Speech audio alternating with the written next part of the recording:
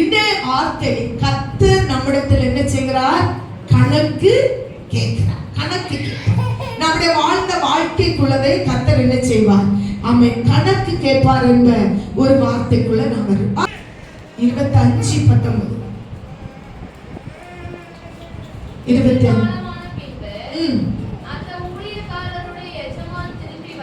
வெகு காலம் சென்ற பின்பு அந்த எஜமானுடைய ஊழியக்காரன் திரும்பி வந்து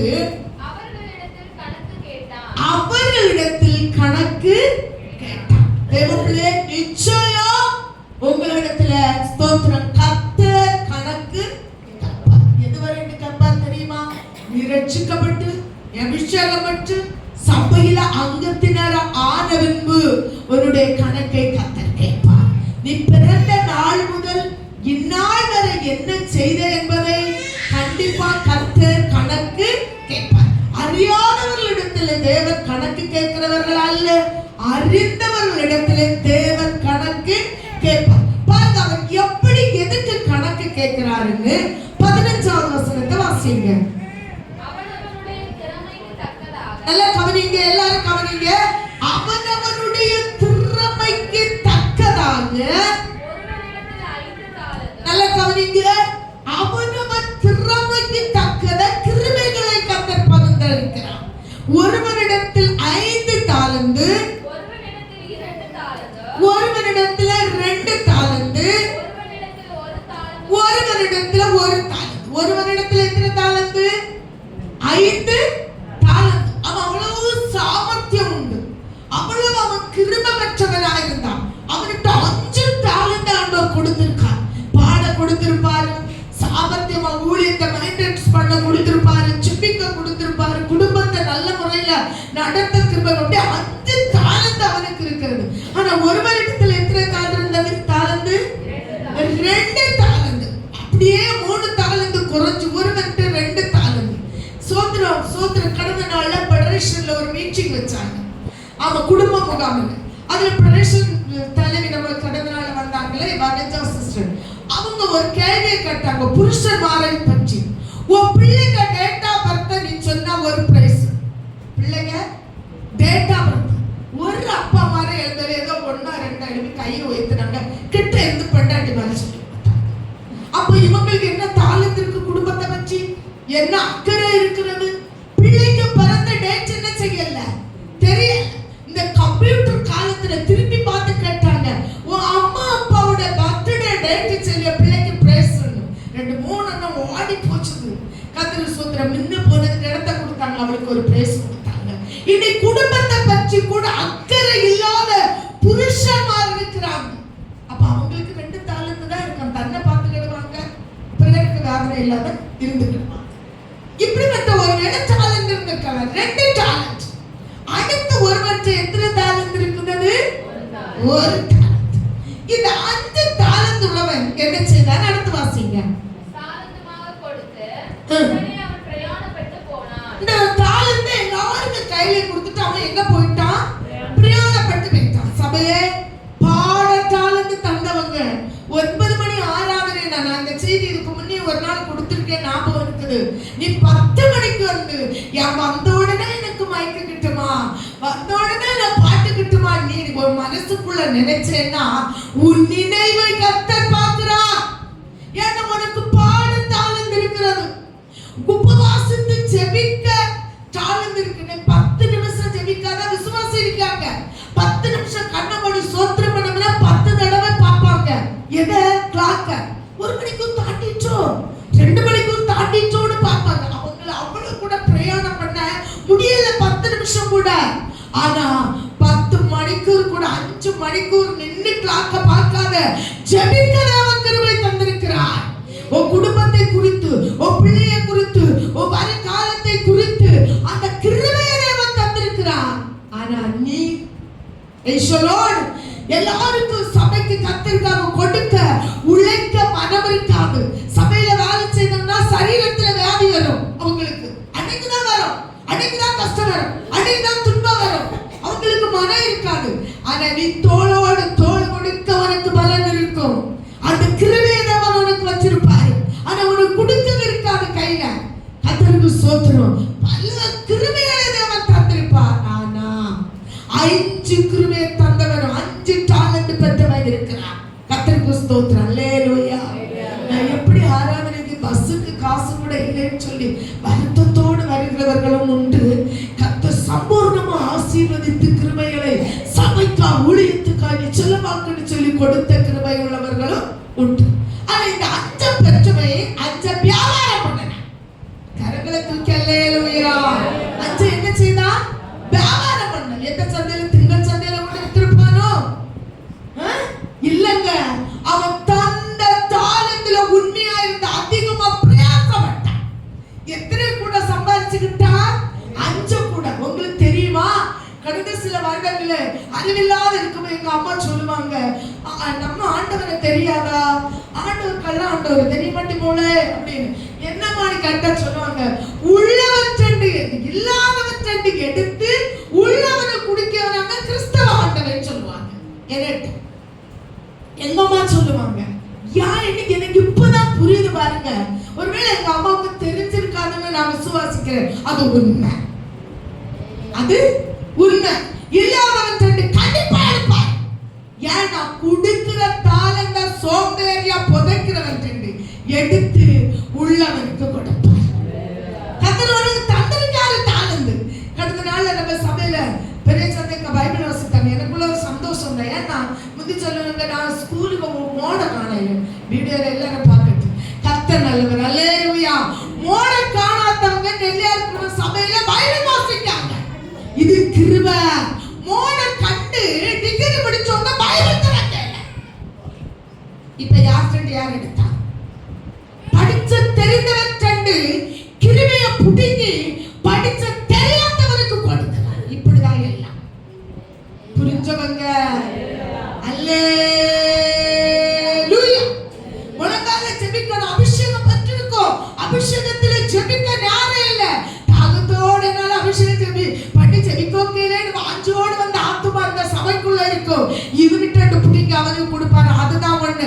சவனிட்டு புடிங்கி யாருக்கு கொடுத்தா?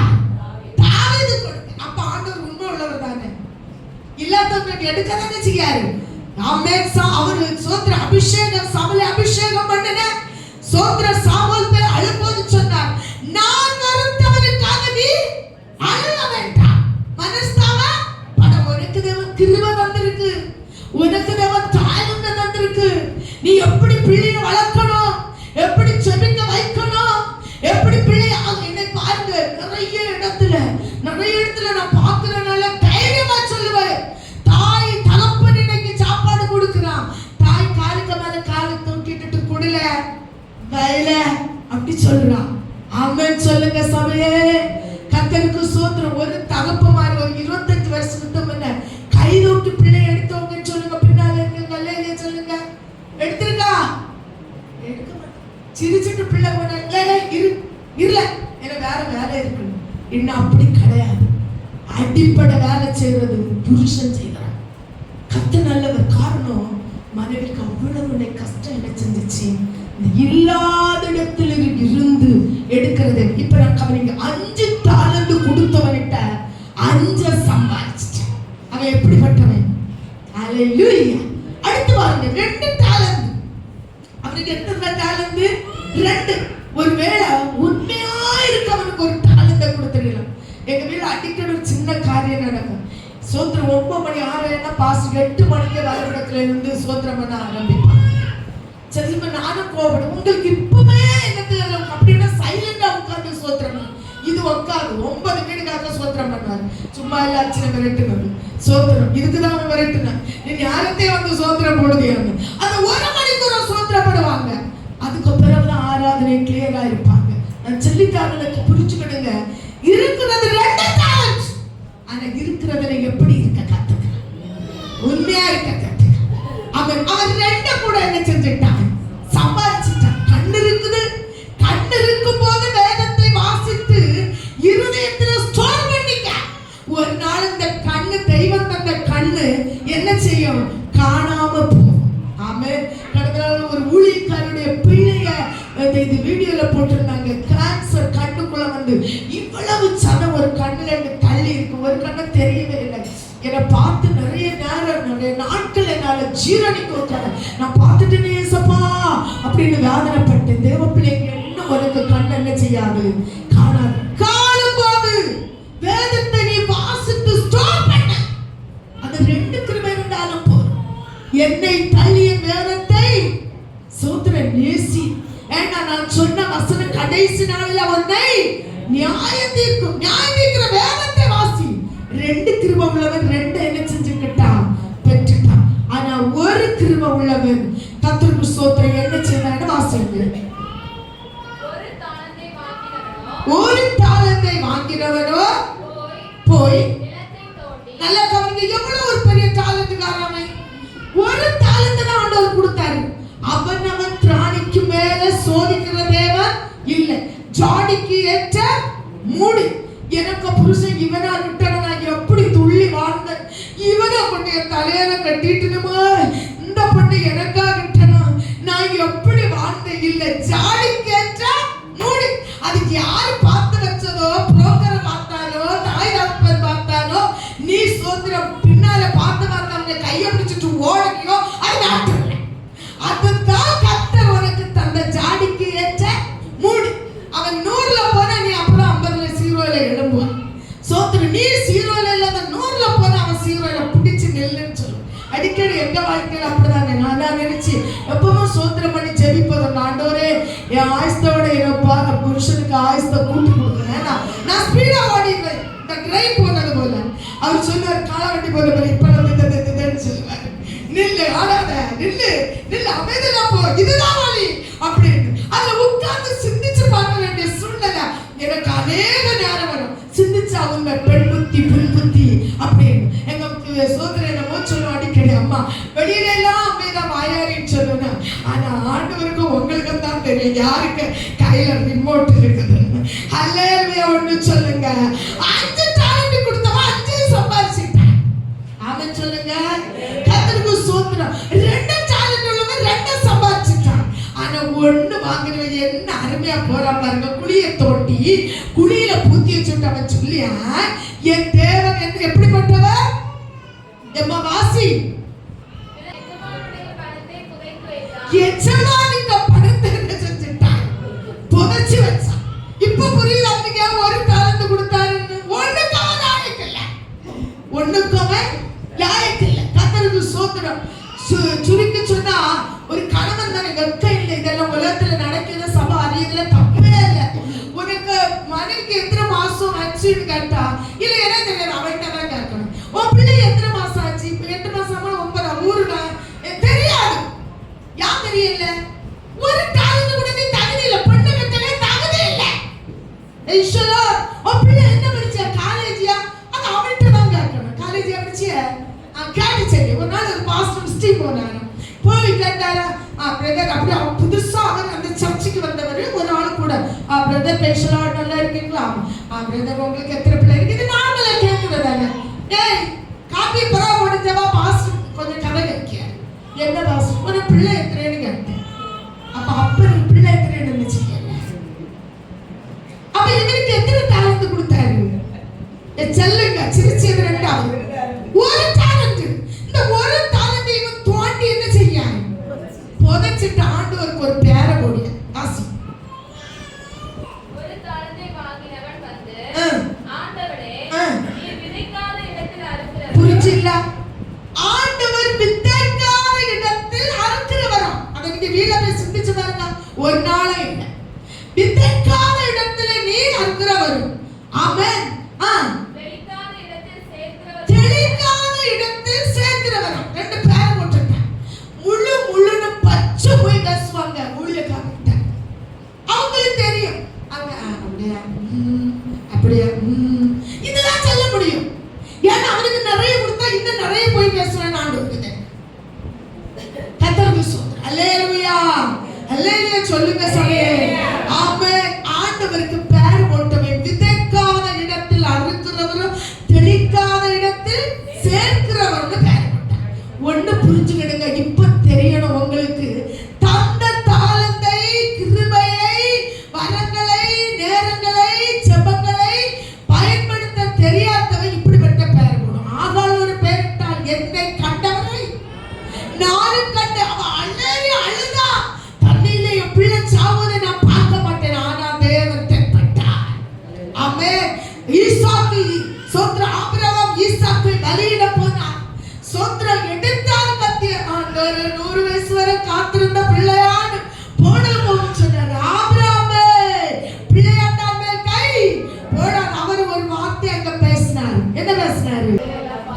கர்த்தர் எல்லாவற்றையும் பார்த்துக் கொள்வார். அப்ப தாகத்தோட இருந்தவங்களுக்கு பலன் அளித்தார். இப்ப புரியுது இல்ல? 5 டாலண்ட் உள்ளவன் 5ஐயும் பயன்படுத்தினான். இந்த ஒண்ணை பயன்படுத்த சொல்லி ஆண்டவரே இல்ல, நான் என் வந்த வழியை தான் பார்த்துக்கணும், திரும்பி தான் போகணும், அங்கதான் போகணும், இங்கதான் போகணும். இவர் சோம்பேறி என்பது கருத்து. அடுத்து அவனை பார்த்து ஆண்டவர் சொல்றார், இவன் காலை கையை கட்டி இவன் எங்க போட்டுருங்க, அழுகையும் பற்கடிப்பும் உள்ள இடத்துக்கு மேல என்ன செஞ்சிருங்க, போட்டுருங்க. நல்லா கவனிங்க. இந்த ஒரு தாளந்து ஒரு ஞானத்தை ஆராதனைக்கு வர முடியல, அந்த கிருபை கர்த்தர் இன்னும் தரலையா? முழங்கால நின்று ஸ்தோத்திரம் பண்ண தெரியல, இந்த கிருபை இன்னும் தரலையா? தந்த கிருபையை பயன்படுத்தாவிட்டால் கர்த்தர் ஒரு கணக்கு கேட்பார்.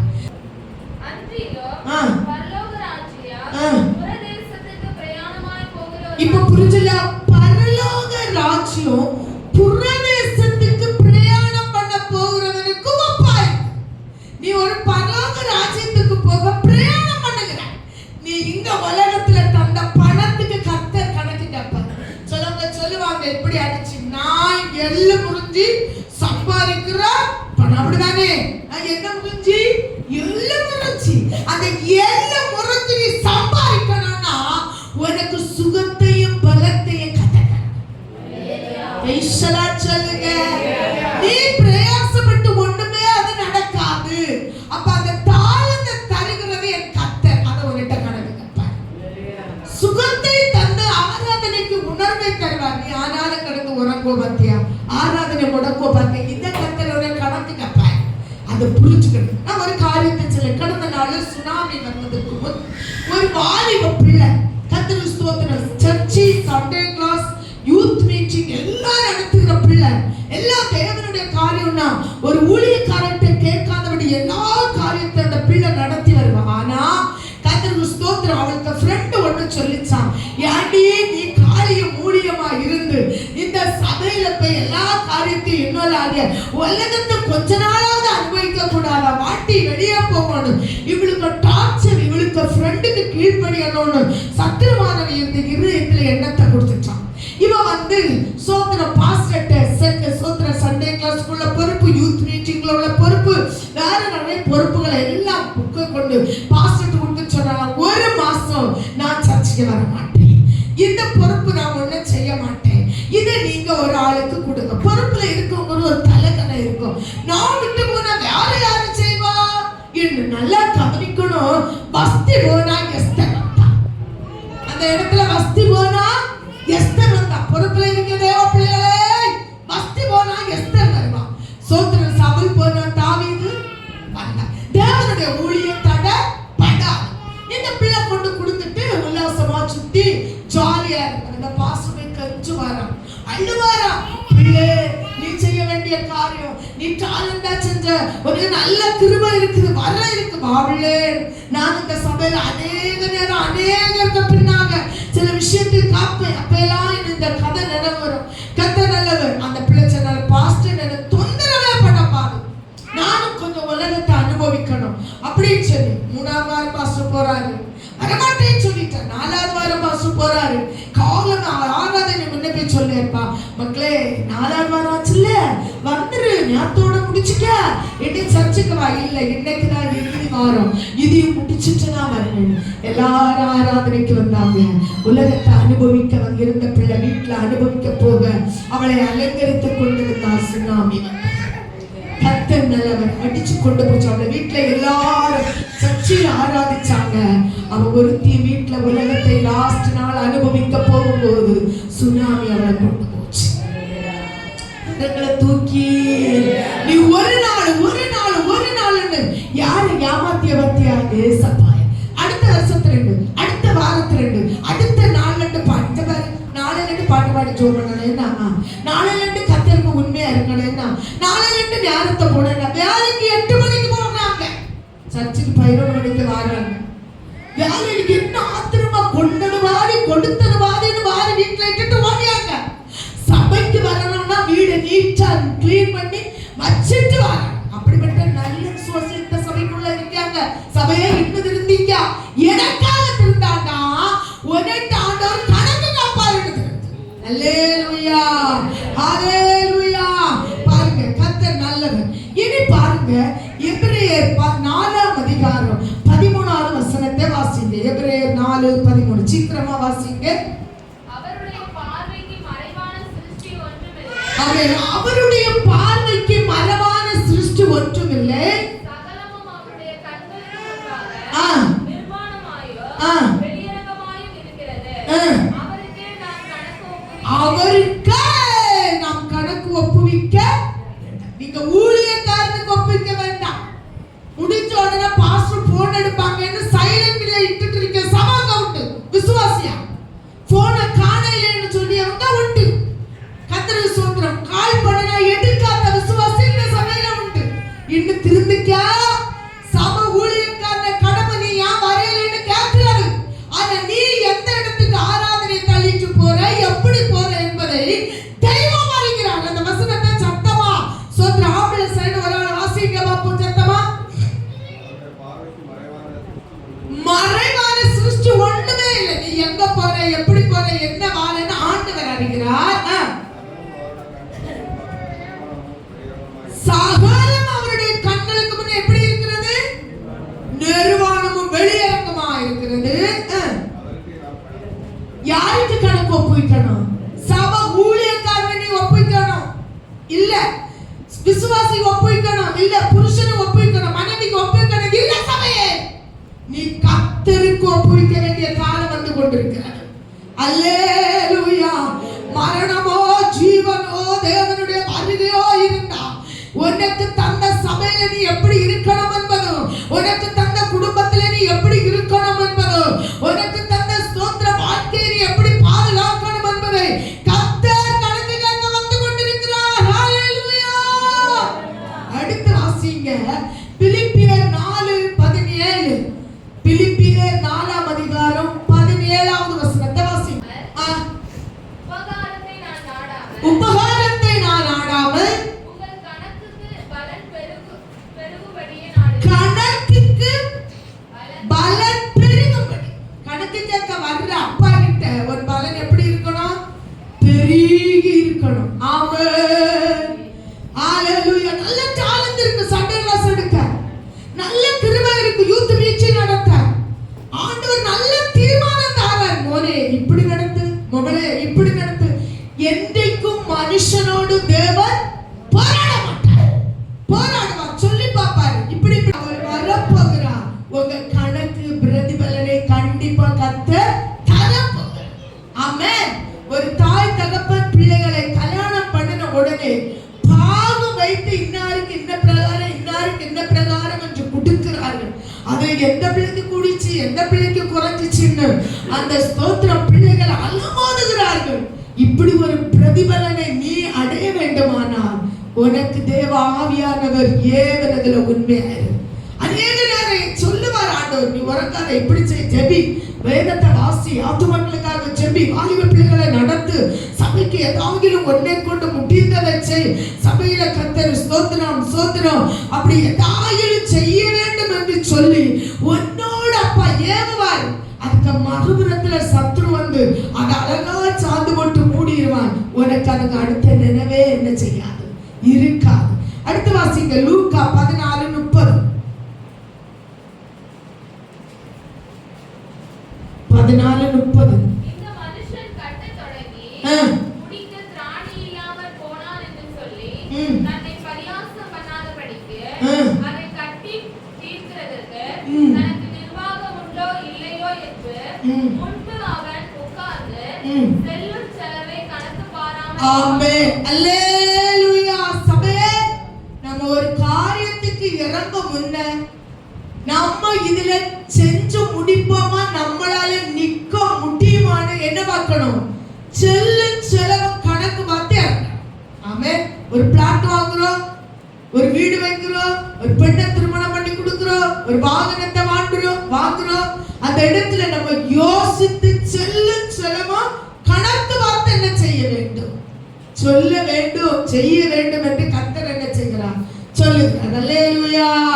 பாருங்க, கர்த்தருக்கு ஸ்தோத்திரம். மத்தேயு 18ஆம் அதிகாரம் 23வது வசனத்திலே இருந்து 24 வாசிங்க. எப்படியெனில், ஆ. பரலோக ராஜ்யம் ஆ. தன் ஊழியக்காரர்களுக்கு கணக்கு பார்க்க வேண்டும் என்று பரலோக ராஜ்யம் தன்னுடைய ஊழியக்காரனிடத்தில் கணக்கு பார்க்க வேண்டும் என்றிருந்த ஆ.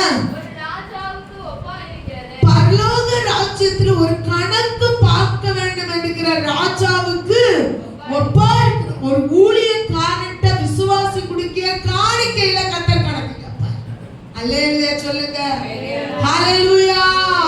சோத்ரம் சோத்ரம் மனபோல வாழ்ந்து மனபோல ஜீவிக்க அப்படியே அநேகர் என்ன யோசிக்காங்க, அவங்களுக்கு பெரிய சபை இருக்குது, அவங்களுக்கு பெரிய காரியம் இருக்குது, நம்ம குடிக்கிறதெல்லாம் அவையெல்லாம் கொண்டு செலவாக்கணும் இல்லைங்க.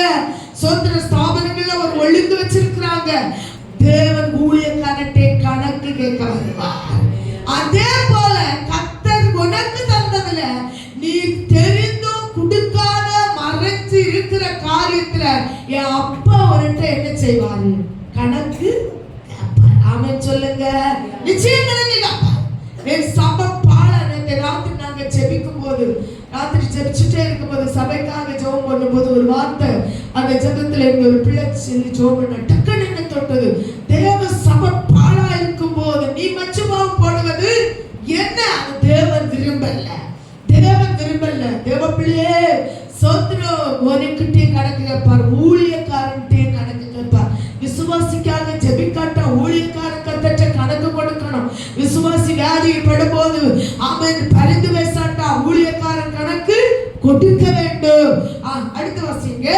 அவன் கணக்கு பார்க்க தொடங்கின போது 10,000 தாலந்து கடன்பட்டவன் ஒருவனை அவனுக்கு முன்பாக கொண்டு வந்தார்கள். மன்னிக்கிற என்ன நம்ம விசுவாசிக்கு இருக்கணும், மன்னிக்கணும். நமக்கு ஒருவர் தவறு செய்யும் போது அந்த தவறை நான் தவறு செஞ்சுட்டேன்னு சொல்லி அவங்க உணர்ந்தா மன்னிக்கணும். நம்ம மன்னித்தா பிதா நமக்கு இந்த பூலோகத்துல என்ன செய்வார்? மன்னிப்பார். வாசிங்க, ஸ்பீடா வாசிங்க. அந்த ஊழியக்காரன் புறப்பட்டு போகையில் தன்னிடத்தில் 100 வெள்ளிப்பணம் கடன் பெற்றிருந்தவன் ஆகிய பாருங்க, இவனுக்கு கடன் கொடுத்ததை இவன் என்ன செஞ்சு விட்டான்? ஒருத்தன் மன்னிச்சாச்சு. இவன் இங்க இருந்து மன்னிப்பு வாங்கிட்டு இனி ஒருத்தன்ட்ட போய் தன் உடன் வேலைக்காரரில் ஒருவனை கண்டு அவனை பிடித்து தொண்டை நெரிச்சி பைசா வைன்னு சொல்லி. ஆமென், அல்லேலூயா. இந்த சபையே இந்த பூலோகத்தில் எப்பைகளை நீ மன்னிக்கிறியோ அதுபோல உனக்கு பரமபிதா மன்னிப்பார். நான் எனக்கு வீட்டுல இன்னார் எனக்கு இதை செய்ததுனால மன்னிக்கவே மாட்டேன். ரூத் சொன்னது போல மரணமின்றி என்னை வேறொன்று பிரிப்பதில்லை என்று சொன்னா, அவன் இவங்க சொல்லுவாங்க மரணம் வந்தா கூட அவன்கிட்ட பேச மாட்டேன், அவங்கள மன்னிக்க மாட்டேன். இல்லைங்க, நீ மன்னிக்காட்ட எனக்கு அப்பா உன்னை மன்னிக்க மாட்டார். இன்னைக்கு விசுவாசம் இருக்காங்க, அவையில சொல்லியாங்க நான் பரலோகண்டா என் பேச்சு பரிசுத்தண்டாயம் சொல்லுவது அவ்வளவு தவறான காரியம். ஆனா பரலோகத்துக்கு ஓடுறாங்க. சபையே, இந்த சத்தியத்தை ஒரு நாள் புரட்டுகிற தெய்வம் அல்ல. அவரை பார்த்து ஒரு லாஸ்ட் ஒரு வார்த்தையை சொல்லுவார். வாசிங்க, வாசித்துட்டு போங்க.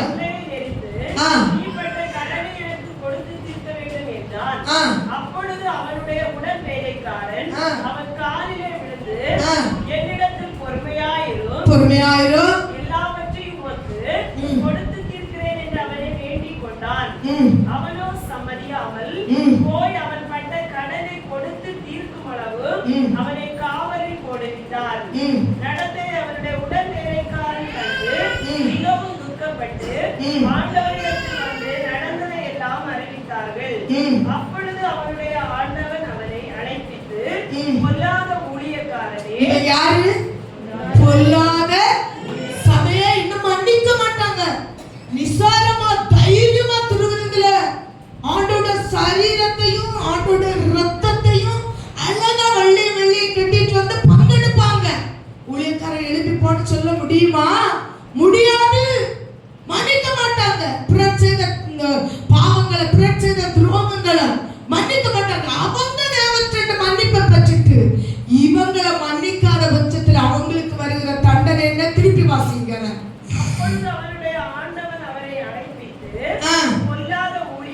அவன் பொல்லாத ஊழியக்காரனே, நீ என்னை வேண்டிக் கொண்டபடியினால் அந்த உனக்கு நான் மன்னித்தேன் அல்லவா அந்த கடன் முழுவதையும் நான் உனக்கு இறங்கினது போல நீயும் உன் உடன் வேலைக்காரனுக்கு இறங்க வேண்டாமோ என்று. ஆமென். அல்லேலூயா. விசுவாசியே, கண்டிப்பா துரோகம் பண்ணுகிறவர்களை மனதார இறங்குவோம். மன்னிங்க. தேவன் நமக்கு என்ன செய்வார்? மன்னிப்பை கட்டளையிடுவார் என்று நம்ம இதுல பார்த்தோம். பாருங்க, மன்னிக்காத பட்சத்துல துரோகம் பண்ணுவோமானால் நாம் செய்வதை நமக்கு தேவன் செய்வார். அடிக்கடி கடந்த நாள் இங்க பாத்தீங்க, அம்மு தீர்க்க தரிசனம் பேசும்போது மறைவில்லாத என்ன வந்து பார்த்து பேசினாங்க. உன் பிள்ளைகளை பார்த்து என்ன செய்ய? அடிக்கடி சாபம் போடியன். என்ன சாபம் தெரியுமா? இந்த வாசிங்க, இந்த வசனத்தை எப்பவும் நான் என்ன பிள்ளைகள் சொல்லுவேன், அது உங்களுக்கும் சொல்லுகிறேன். எதை நீ செய்தியோ அது உனக்கு அனுபவிக்கப்படும். நான் என்ன செய்கிறேனோ அது எனக்கு. வாசிங்க நியாயாதிபதி 1ஆம் அதிகாரம் 7ஆம் வசனம் எடுத்தவங்க சத்தமா வாசிங்க. உங்க பிள்ளைகளுக்கு கண்டிப்பா சொல்லி கொடுக்கணும். உங்க புருஷனுக்கு சொல்லி கொடுக்கணும். நம்ம செய்வது நமக்கு வரும். 7 வாசிங்க. 1. அப்பொழுது அதோனி பேசு 70 ராஜாக்கள் கை கால்களின் பெருவிரல்களை தரிக்கப்பட்டவர்களா? எத்தனை ராஜாக்களை கை கால் தரிக்கப்பட்டா? 70 ராஜாவுக்கு கை கால தரிச்சா. யாரது ராஜா? அதோனிபேஸ். அவன் 70 பேருக்கு கை கால தரிச்சி என் மேசையின் கீழ் இருந்ததை பொறுக்கி தின்றார்கள். என் மேசையின் கீழ் இருந்ததை பொறுக்கி தின்னாங்க. இவன் சாப்பிடும் போது 70 ராஜாக்கள் இவனை சுத்தி என்ன செஞ்சிருக்காங்க? கை கால் என்ன செஞ்சப்பட்டது? தரிக்கப்பட்டிருந்து. கொஞ்சம் கண் விழிச்சு கேளுங்க. கர்த்தருக்கு ஸ்தோத்திரம். தரிக்கப்பட்டிருந்து. அடுத்த வீட்டுல உள்ள கோழி வந்து நீ எரிச்ச அந்த கோழியை கொன்னேன்னா உன் கோழி தீனை வந்து சாப்பிடும். சொல்லுங்க. ஆமா, அல்லேலூயா. அடுத்த பிள்ளை நாசமா போனவனு நீ சாபம் இட்டேன்னா உனக்கு வானத்துல இருந்து உன் பிள்ளைக்கு சாபம் வரும். சொல்ல மாட்டீங்களா? கர்த்தருக்கு ஸ்தோத்திரம். நீ அடுத்தவனை வஞ்சித்து எடுத்தேன்னா கர்த்தர் உனக்கு வர வேண்டிய ஆசீர்வாதத்தை வஞ்சிப்பார். நீ தேவனை வஞ்சித்து உனக்குரியதை தேவனுக்குரியதை தேவனுக்கு கொடுக்காட்டா தெய்வம் உன்னை என்ன செய்வார்? வஞ்சிப்பார். அது மாற்றமே. அடுத்தவன் சொல்லுகிறான், வாசிங்க அடுத்து. நான் எப்படி செய்தேனோ அந்த வார்த்தை எனக்கு ரொம்ப தொட்டு. நான் எப்படி செய்தேனோ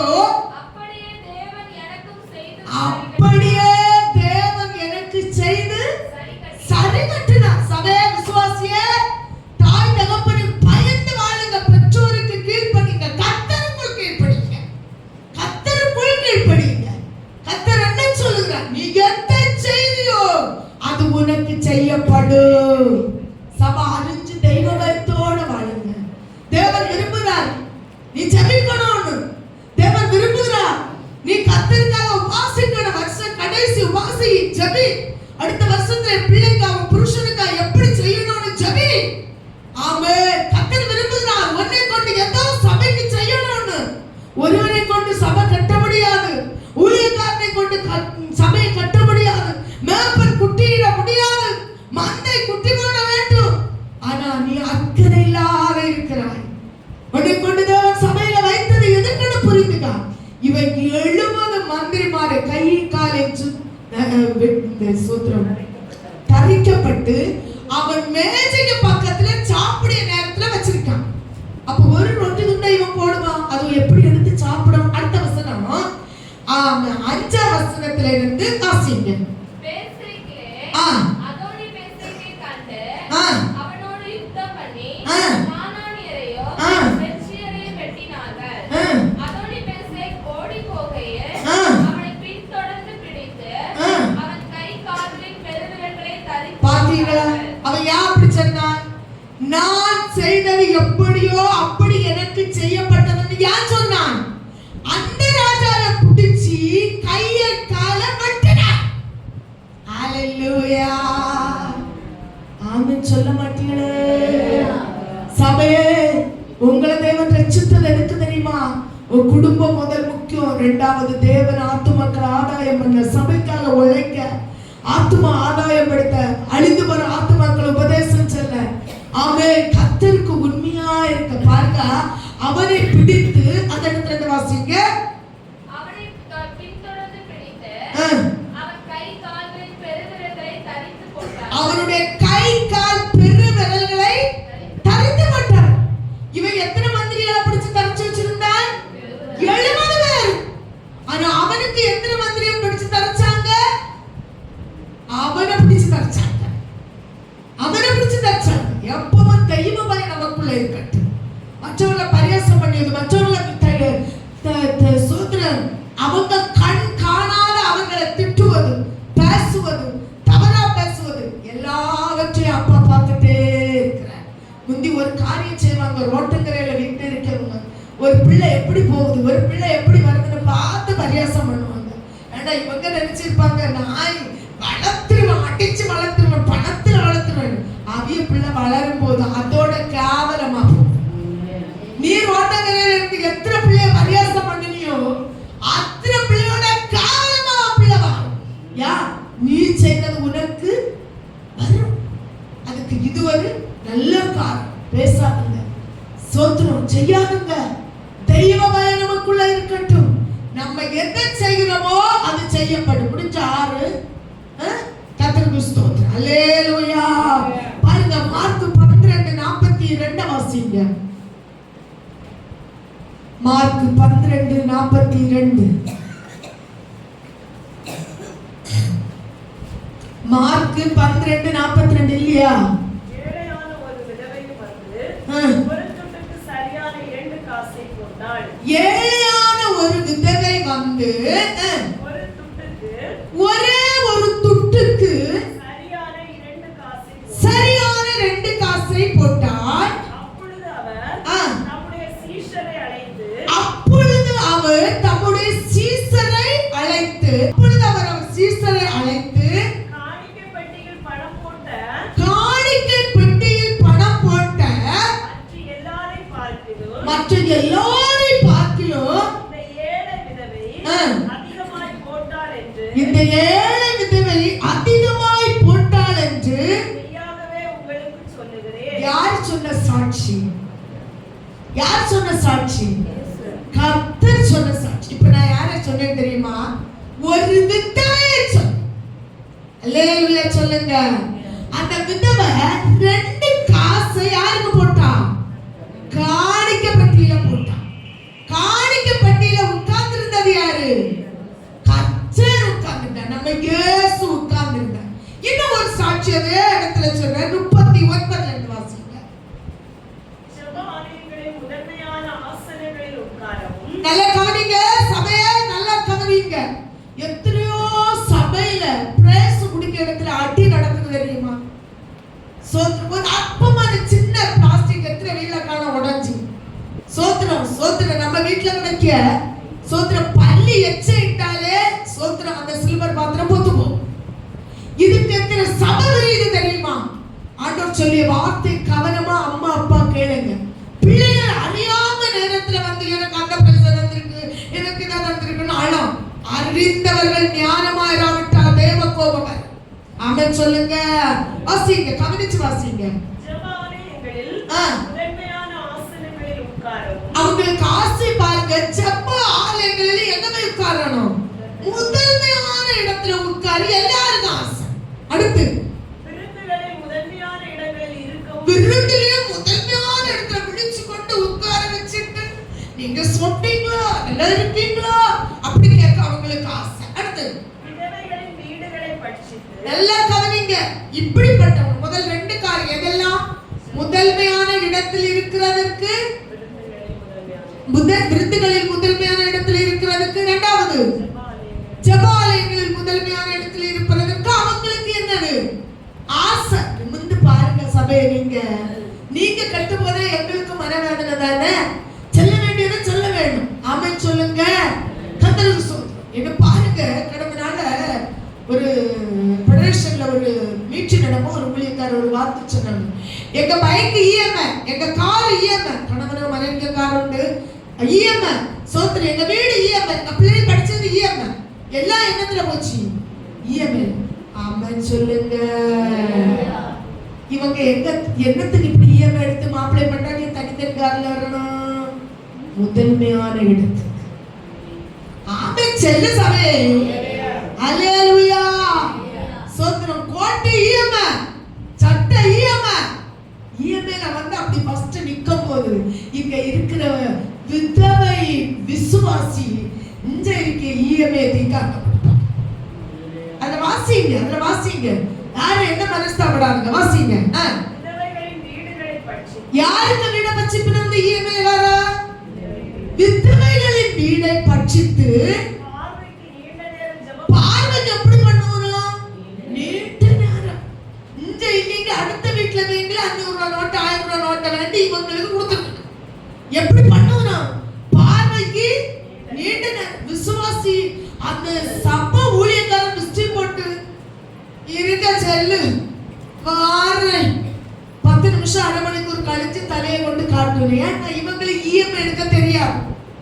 10 வரையும் போட்ட துணியை தான் அயன் பண்ணி கொடுத்துட்டு போகணும். இவங்களுக்கு பிஞ்ச செருப்பு தான் கிட்ட ஈஎம்ஐல விட்டாது. ஈஎம்ஐல எடுத்துட்டா பரலோகராஜ்யம் போகாது. உண்மைதானே? பரலோகராஜ்யம் போகாது. ஈஎம்ஐ கட்டிப்படின்னு பிசாசு வந்து பிடிப்பா. கர்த்தருக்கு ஸ்தோத்திரம். அவி பயத்தோட தேவ பயத்தோட ஈஎம்ஐ எடுக்காதபடி இருக்கிற ஈஎம்ஐல போறோம். இவங்களுக்கு மதிப்பு இருக்காது. ஆமென். ஸ்தோத்திரம். அல்லேலூயா.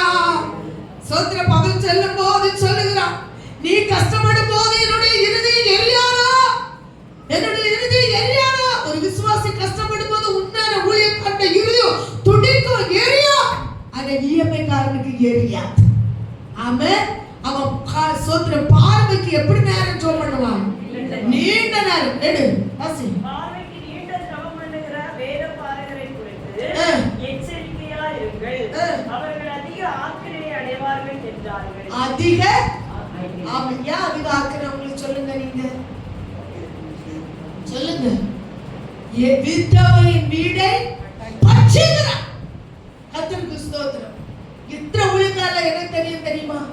விசுவாசிகள் ஜோல்ஸோட வாங்கிட்டு கொடுக்காத இருக்கிற எத்தனை விசுவாசி எனக்கு தெரியும். யார் கொடுக்காங்க தெரியுமா? பாஸ்டர் அங்க வரும்போது இந்த சென்ட் என்ன செய்யும்? நடக்கும். பாஸ்டர் வரும் இன்னொரு கார்ல வந்து இறங்குவாரு. எங்க பாஸ்டர்? நாங்க வேற சபைக்கு தான் போறோம். அது ஜெபத்துக்கு போறோம். எங்க பாஸ்டர்? சூடு இல்லாத விசுவாசி அநேக தாய் தகப்பன சில பிள்ளைகளை பிடிச்சாங்க. படிச்சவர்கள், டிகிரி எடுத்தவர்கள். நீ எங்க அம்மன் சொல்லாத, நீ வராண்டா, நான் அப்பா கூட்டிட்டு போறேன், அப்பா என்ன கூட்டிட்டு போறேன், அப்படியே கூட்டிட்டு போறேன். யாரு வெப்சைட்ல இருக்கோமோ அவங்கள கூட்டிட்டு போறேன். யார் பக்கா உங்களுக்கு அம்மா அப்பான்னு சொல்ல கஷ்டப்பட்டு ஒரு நாள் வளர்த்தவங்களுக்கு பக்கா. கடந்த நாள் இங்க கேட்டீங்க, ஒருத்த குழவிகள்ல தூக்கிட்டு தவப்பன கொன்னா அன்னைக்கும் அந்த தகப்ப வேலை செய்து கொண்டு அவனை பீஸ் கட்ட ரூபா கொடுத்தாங்க. அந்த தகப்பு இருமனதுனால அந்த பிள்ளை என்ன செஞ்சாள்? குழவிகளை தூக்கிட்டு கொன்னா. இன்னும் அதே போலதான் ஊழியக்காரர்களை தியாகம் பண்ணி அவங்க பாடுபடும் போது அந்த ஊழியக்காரனை பாடுபட்டு உபவாசித்து ஜெபம் பண்ணி அவங்க கஷ்டப்படும் போது ஊழியக்காரனை கஷ்டப்பட்டவங்களை பார்க்க கர்த்தர் நல்லவர். ஆனா நீண்ட நேரம் சுமம் பண்ணி அவன் இருக்கிறவங்க கோட்டன் சட்டை இட்டவங்களை பார்க்கும் போது இன்பம் மறந்து போவாங்க. நியாயத்தை பொண்ணுண்டு. உன் ஊழியக்காரன் உனக்கு கஷ்டப்பட்டது, உன் பிள்ளைக்கு நீ கஷ்டப்பட்டதும் பிள்ளை அவனை மறப்பதும் தெய்வம் பார்த்து கொண்டிருக்கிறார். அதை வாசிங்க. அடுத்து இயேசு காணிக்கை பெட்டிக்கு எதிராக உட்கார்ந்து ஜனங்கள் காணிக்கை பெட்டியில் பணம் போடுவதை பார்த்து கொண்டிருந்தார். ஐஸ்வர்யவான்கள் அநேகர். நல்ல கவனிங்க. அடுத்த கண்ணை சொல்லியா ஏசப்பா? ஐஸ்வர்யவான் எப்படி போட்டானா? வாசியம்மானி. ஐஸ்வர்யவான்கள் அநேகர். ஐஸ்வர்யவான்கள் அநேகர் அதிகமா போடு. ஏன்னா ஆண்டவர் அவனை தீவிரமா ஆசீர்வதிச்சிருக்கேன். ஆமென் சொல்லுங்க. கடந்த நாள் தாழக்காமலையில நான் இந்த கிறிஸ்துமஸ் கேக் வாங்க போனேன். நிறைய காரியங்கள் அந்த அந்த பேக்கரி ஆசீர்வதிக்கப்பட்டதை பற்றி பேசுறாங்க. ஏன்பா எனக்கு தெரியும். அவங்க ஒரு சின்ன பேக்கரி. அவங்க சொல்றாங்க இந்த கேக் எல்லாம் ஊற வச்ச முன்ன நிறைய பேரத்தம்பளம் ஒயின் அது இதெல்லாம் போட்டு ஊற வைப்பாங்க எவ்வளவு நாள். அந்த இடம் என்னதோ ஒரு கேக்கு இருக்குங்க, பிளம் கேக். இதெல்லாம் ஊற வச்சுதான் செய்வாங்க. அந்த நாட்கள் அந்த ஊழியக்காரரை கூப்பிட்டு அதுக்காக ஜெபம் பண்ணி அதுல உள்ள சில காணிக்கை அந்த ஊழியக்காரனை கையில கொடுப்போம். அப்படி ஆரம்பிச்சவங்க 10, 25, 30 பேர் ஒரு பெரிய செட்டுக்குள்ள வேலைக்காரங்க என்ன செய்யாங்க இருக்காங்க. இந்த கதை எனக்கு அந்த அக்காவும் நிறைய நாள் சொல்லியிருக்காங்க. அந்த ஊழியத்துக்கு ஒரு அனுகூலமா என்ன விஷயத்துக்கு நிற்பாங்க. அந்த ஊழியத்துல அவங்க அனுகூலமா நின்றனால அந்த அக்கா சூன்யம் பண்ணி வச்சு அவங்களுக்கு ஒரு பக்கம் வந்து ஷோக்கம் அந்த ஊழியத்துல ஒத்துழைக்கிறத விட நீங்களும் நானா இருந்த நிப்போமா கடந்த நாள் வந்த சில உபந்தனம் நம்ம சபையில எத்தனை பேர் துண்டை காணும் துணியை காணும் ஒழிட்டு ஒழிச்சுட்டாங்க.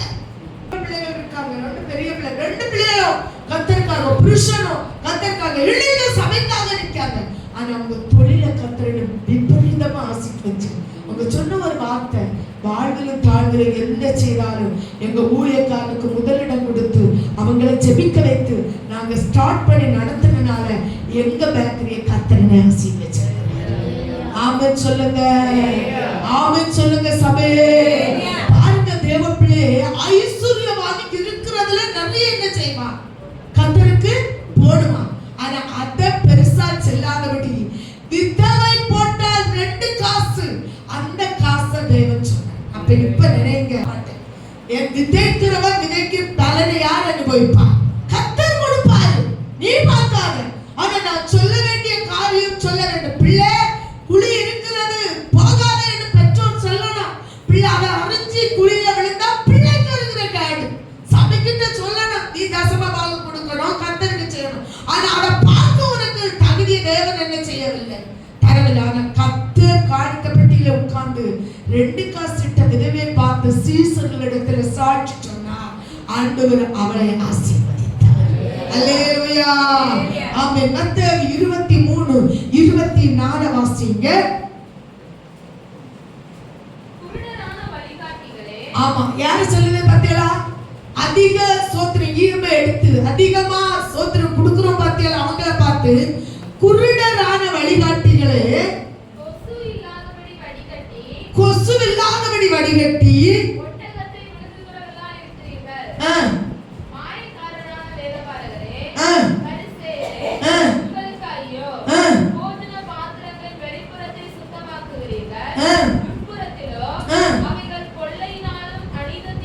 வெளிப்புறத்துல வெள்ளை வெள்ளையை கட்டிட்டு அழக வந்து ஆராதிப்பேன் ஆனா உள்ளுக்குள்ள என்ன இருக்குது? நான் திருப்பி தெளிவா கேளுங்க. பரிசேயரே,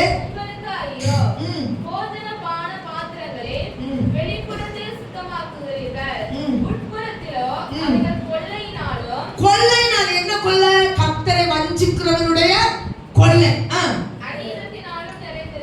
அநீதத்தினாலும் நிறைந்திருக்கிற நீ தேவன் உனக்கு சுகம் பலன் ஆரோக்கியத்தை தந்திருக்கிறார். ஆனா நீ கொள்ளையினாலும் அநீதத்தினாலும் நிறைந்திருக்கிற. அந்த வருஷ கடைசியில ஆண்டவரை வஞ்சிக்கிற தேவ பிள்ளையே, என்னை நல்ல தீர்மானம் எடு. ஜெபத்துல வஞ்சித்தேன், ஆராதனையில வஞ்சித்தேன், தேவனுக்கு கொடுப்பதுல வஞ்சித்தேன், உபாசிப்பதுல வஞ்சித்தேன், வேத வாசிப்பதுல வஞ்சித்தேன், ஆத்தும ஆதாயம் பண்றதுல வஞ்சித்தேன். ஆவியான ஒரு உணர்வை தந்தார், இப்படி செய், இப்படி பண்ணு, இப்படி பண்ணணும். அதையெல்லாம் தூக்கி கொப்பையில போட்டுட்டு வஞ்சித்தேன். இனி ஒரு நல்ல தீர்மானம் எடு. வாசிக்கிறத விட்டதுல இருந்து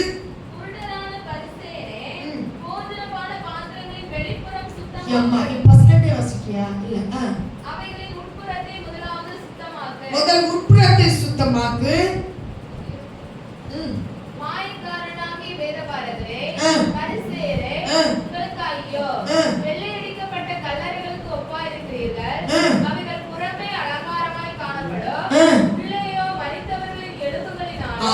மருத்துவர்கள் எலும்ப போல இருக்கு.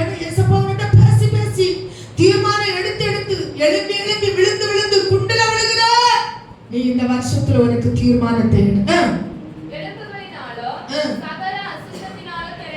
ஒரு எலும்பு எப்படி இருக்குது? சகல சகல அசுத்தத்தினாலே நிறைஞ்சிருக்கிறது. அப்படியே நீங்களோ மனுஷருக்கு நீதிமான்கள் என்று புறமே காணப்படுகிறீர்கள், உள்ளத்திலோ மாயத்தினாலும் அக்கிரமத்தினாலும் நிறைந்திருக்கிறீர்கள். உண்மை. நீ தேவனுக்கு பிரியமா ஜீவிக்காவிட்டா, தேவனுடைய இருதயத்தில் ஏவனபடி நீ ஜீவிக்காவிட்டா, ஆமென். இந்த வசனத்தை நீ வீட்டுல போய் தெளிவா வாசிங்க. ஆமென், ஹல்லேலூயா. சோத்திரம். புண்ணியம் தேடி எங்க ஓடலாம், எந்த இடத்துக்கு ஓடலாம், ஆனா புண்ணியத்துல நீ போய்விட மாட்டேன். ஆமென் சொல்லுங்க. சோத்திரம். 2 தீமோத்தேயு 2:6 வாசிங்க. 2 தீமோத்தேயு 2:6. பிரயாசப்பட்டு பயிரிடுகிறவன் ஆமென். நல்லா கவனிங்க. நீ கொஞ்சத்திலும் கஷ்டத்திலும் பிரயாசப்பட்டு பயிரிடுங்க. ஆமென் சொல்லுங்க. பாருங்க, கர்த்தர் நல்லவர். கர்த்தருக்கு ஸ்தோத்திரம். நீ கொஞ்சத்துல பிரயாசப்பட்டு பயிரிடுகிறவன் பலனில் உன்னை கர்த்தர் ஆசீர்வதிப்பார். உனக்கு பலனை கர்த்தர் ஆசீர்வதிப்பார். உன் கையின் ஆசத்தை தெய்வம் ஆசீர்வதிப்பார்.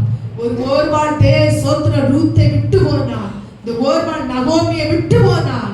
ஆனா ரூத்தோ ஒரு தீர்மானம் எடுத்தான். நீ சாகிற இடத்தில் நான் சாகும். உன்னுடைய தேவன் என்னுடைய தேவன். ஆமென். ஆனா சோத்திரம் போவாசு ரூத்தின் முறையானவன். அந்த ரூத்தை அவர் திருமணம் பண்ணுவான். எந்த இடத்திலே கதிர் பிறக்கினாலோ ரூத்து அந்த இடத்துக்கு சொந்தக்காரியாய் மாறினான். ஒரு நாள் ரூத்து கதிர் பிறக்க போனா, கோதுமை மணிய பிறக்கி சாப்பிட போனா மாமிக்கும் அவளுக்கும். அவ உண்மையா இருந்தபடியால் தெய்வத்துக்கு அந்த நிலத்துக்கு போவாசுக்கு மனைவியாய் மாறி நிலத்துக்கு சொந்தக்காரியாய் மாறினான். அதுதான் இந்த வசனம் சொல்லுகிறது. சோத்திரம். பிரயாசப்பட்டு பயிரிடுகிறவன் பலனில் முந்திக் கொள்வான். இல்லாத நீ பலனை முந்திக் கொள்ள ஓடலாம், ஓடலாம். கடைசி நேரம் போச்சமையோ ஆமென், நீ பரலோக ராஜ்யத்துக்கு போக முடியாது. பரிசுத்தமா ஜீவிக்க உன்னால முடியாது. சோத்திரம். அல்லேலூயா. நீதிமொழி 8 சோத்திரம் 20 நம்ம மத்தியில பாஸ்டர் அந்த வசனத்தை எடுத்தாங்க. என்ன அதிகமா அந்த வசனம் தொட்டது. ஒரு கவாசிங்க. என்னை சிநேகிக்கிறவனே நீ தேவனை நேசித்தா தேவ சபையை நேசித்தார். அவன் சொல்லுங்க சொல்லுங்க. இந்த ஒரு தாளந்து வேண்டின வெட்டி புதைச்சா இல்ல, இது போல தூர நின்றுட்டு ஆண்டவருக்காக பயன்படுகிற கொத்துவாங்க. நீங்க ஒரு கூட்டம் உங்க பாசுக பெண்டாட்டிய பக்கம், நீங்க ஒரு கூட்டம் உங்க சபை, நீங்க ஒரு கூட்டம். இவையெல்லாம் பாருங்க. இல்ல இன்னும் புரிஞ்சுக்க. 5 வாங்குறவன் 5 வித்து பயன்படுங்க. ஆனா 1 வாங்குறவன் பூத்தி வச்சுட்டு குறை சொல்லுங்க. இதான் எங்க சபையில் அநேக குறை சொல்லுகிறது. சொல்லாத தேவ பிள்ளையே, பிரயாசப்பட்டு சோத்திரம் பிரயாசப்பட்டு பயிரிட்டால் அதை பலனில் முந்திக் கொள்ளுவாய். இந்த வசனம் சொல்லுது, மெய் ஞானத்தை மெய்ப்பொருளை கர்த்தர் களஞ்சத்தை நிரப்பணும்னா நீ கர்த்தர் கொண்டே இருக்க. நீ உன்னை இல்லைன்னா தேவனுக்கு தெரியும் உன்னை எப்படி நடத்த வேண்டும். இந்த நேரத்துல கணக்கு கேட்கிற அப்பா வர போகிறார். இந்த ஆராதனையில் இருக்கவங்க ஒரு வார்த்தையாவது தொடாத இருக்கவே செய்யாது. சிலவங்க முறுமுறுக்கலாம். எப்பவுமே இதை பேசி அப்படி பேசி இப்படி பேசிய நல்ல கவனிங்க. அப்பா எல்லாவற்றையும் கவனிக்கிறேன். கணக்கு கேட்கல. ஒரு